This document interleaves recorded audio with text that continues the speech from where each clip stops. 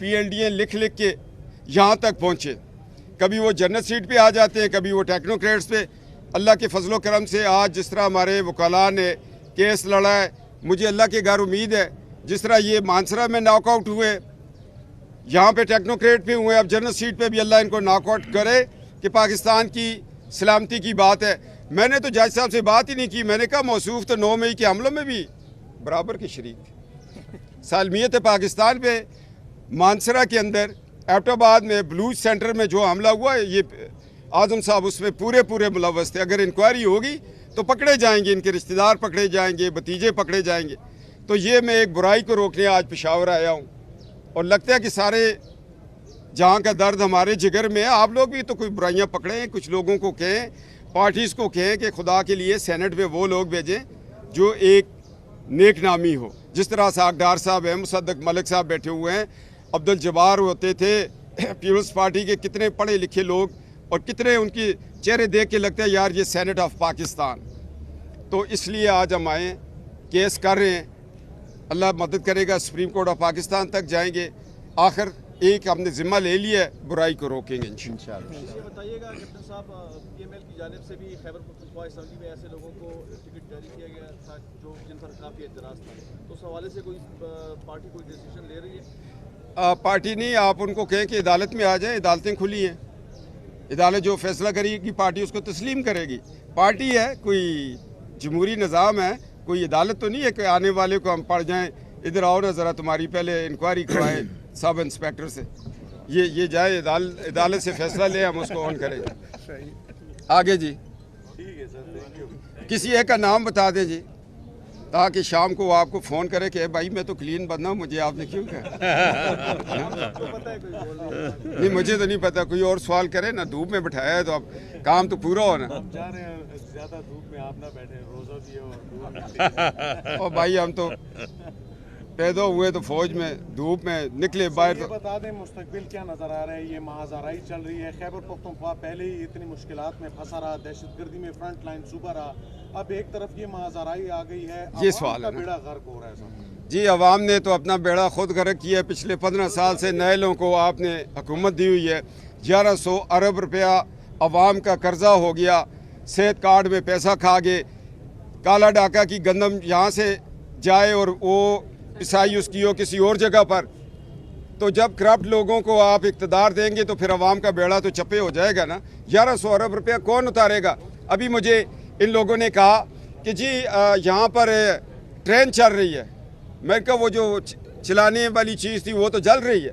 میرے بھائیوں, بات یہ ہے کہ ہمیں بھی چاہیے ووٹ دینے سے پہلے استخارہ کیا کریں کہ یا اللہ کون پاکستانی ہے, کس کو ووٹ دینا ہے, کس کو نہیں دینا. آپ نے 10 سال عذاب میں گزارے, 5 آپ اور گزاریں گے.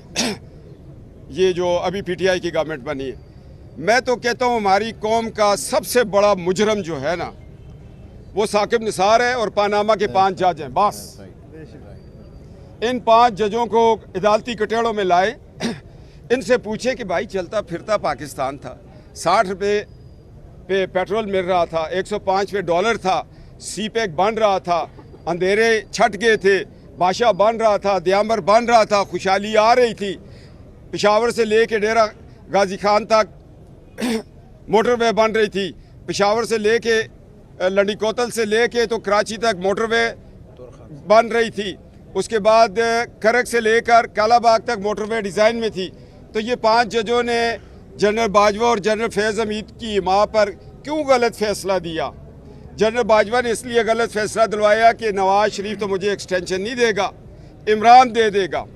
اور فیض حمید نے الیکشن اس لیے چوری کیا, اس نے کہا باجوے کے بعد میں چیف آف آرمی اسٹاف بن جاؤں گا. یہ چھپا چھپائی کی گیم نے پاکستان کو ڈبو دیا. اور جب تک یہ 5 غدار ریاست, میں دوبارہ کہتا ہوں غدار ریاست ججوں کو سزا نہیں ہوگی تو یہ صوبہ پھر ہمارا 2200 ارب تک پہنچ جائے گا مقروض ہو کے. اور جی جرت ہے تو چلا دینا بھائی.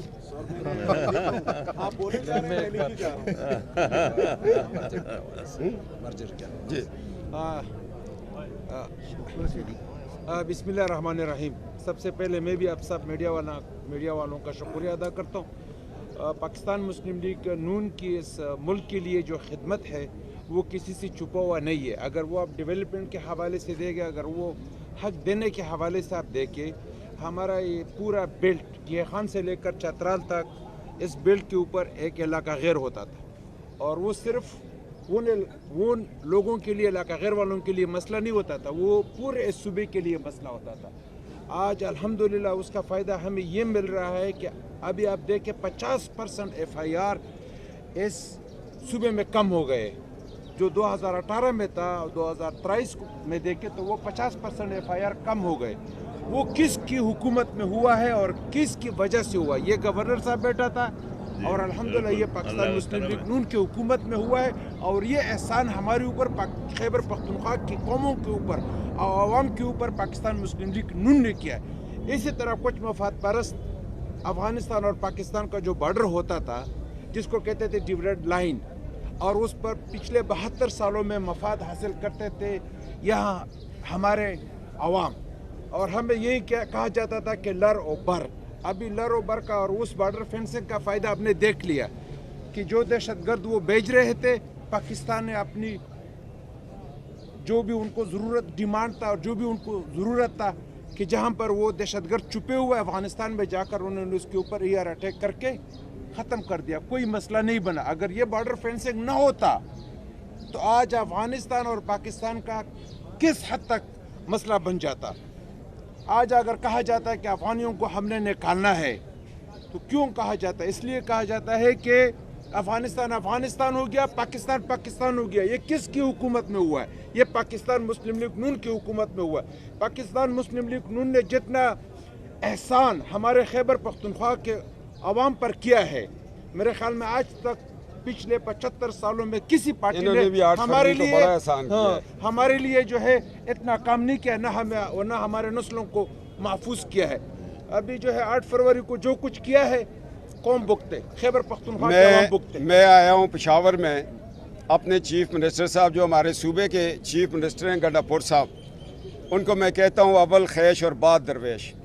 آپ کے بیانات میں نے سنے.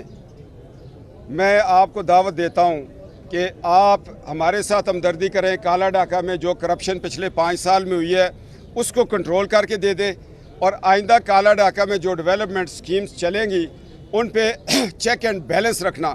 اور میں گنڈاپور صاحب آپ کو بتاؤں کہ آپ پہ پہلا عدم اعتماد جو آئے گا وہ اعظم سواتھی اینڈ کمپنی لے کے آئے گی. ہوشیار رہنا. ٹھیک ہے جی.